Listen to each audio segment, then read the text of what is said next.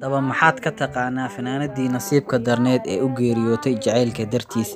Marwe Maxamed Cabdi oo ku magac dheereed Gaasira waxa ay ku dhalatay sanadii 1938 degmada Oodweyne. Waxa ay fanka iyo suugaanta Soomaaliya kusoo biirtay sanadkii 1960kii. Gaasira waxa ay ka mid ahayd hablaha ugu magaca dheer ee soo mara fanka iyo suugaanta heesaha Soomaaliya.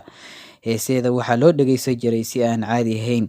Gaasira waxaa nolosheeda galaaftay jacayl xad dhaaf ah oo ay u qaaday hobal gayaankeeda ah ee fanka ay iskula jireen, balse taas beddelkeeda ninkii ay caashaqday dhag jalaq ma uusan u siinin, waana iska indhatiriyay.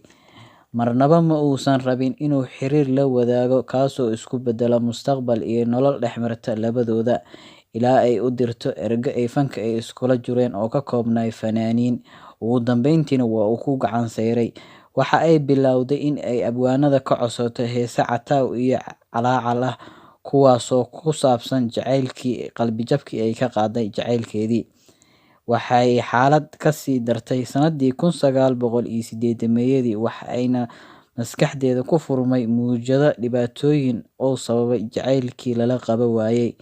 Gaasira ugu dambeyntii waxaa ku dhacay xanuun xagga dhimirka ah kaas oo sababay inay 2 mar ay nafteeda gubto ama jirkeeda si ay isu dhaafiso dunida.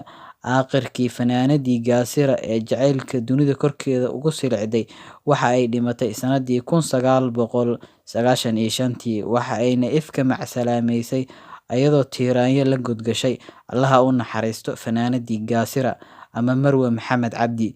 Haddii aad doonaysiin saaxiibayaal inaan ka soo hadalno taariikhyo kala duwan oo ku saabsan fanaaniinta iyo taariikhyo horey u dhacay iyo wax kastoo dunida ka dhacayba, waxaad nagu dhiirigeli kartiin like iyo share iyo comment.